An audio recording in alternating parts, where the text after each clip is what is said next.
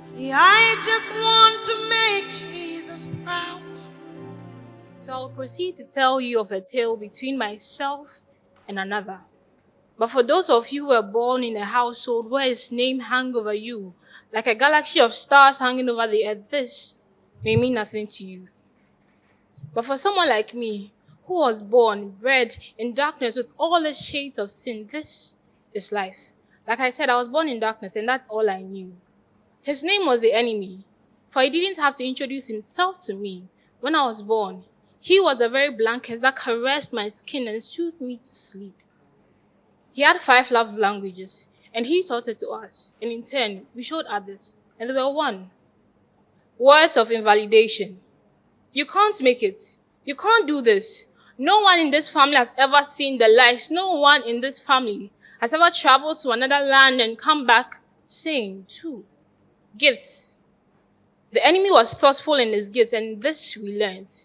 To gift each other curses for birthday presents and insults for meals. For a father blamed mother, auntie blamed uncle. For her misfortune. 3. Act of service. The enemy of my enemy is my friend, so in this will plot against you in your prized plot of land, and will sow weeds on them, that you will cater for them and watch them grow right before your eyes. 4. Physical touch. Find solace in my warm embrace, and I promise I'll stab you in the back. 5. Finally, quality time. I'll spend time with you just to know your deep, dark secrets, and I'll trade them off to the highest bidder who cares for your distraction.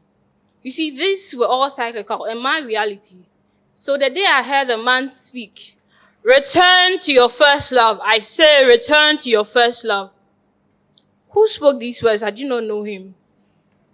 But had this man forgotten where we stand? For we all loved one person, the enemy. What haven't we sacrificed to please him? We've cast generation just to be with him. Forsook godly wisdom just to be by his side. How dare this man tell us that we do not love the enemy and we should return to him? Aren't we already enough for him? Well, the day I took notice that these 5 love languages didn't make sense to me, I didn't even realize. For slowly I got closer to the preacher and I realized that when God said, let there be light, he thought of me too. That the entrance of his word gives life. It gives understanding to the simple, such as myself. And that though the enemy spoke with tongues of men and tongues of angels, he had not love.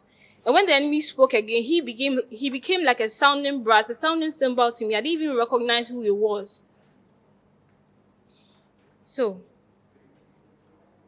when I was a child of darkness, I spoke as such. I thought as such. I knew as such. I walked as such. But when I became a daughter of light, I put away all things of darkness, including the love language the enemy taught me. You see, you may have read the Bible cover to cover, and with 1 Corinthians 13, you'd have professed love to another wrapped in clay.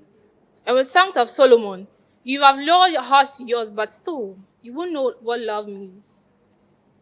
So I have told you a story between myself and another.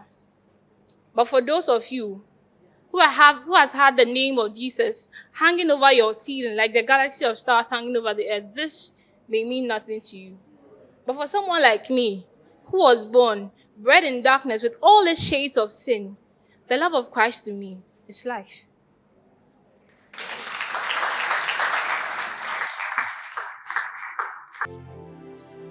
See, I just want to make Jesus proud.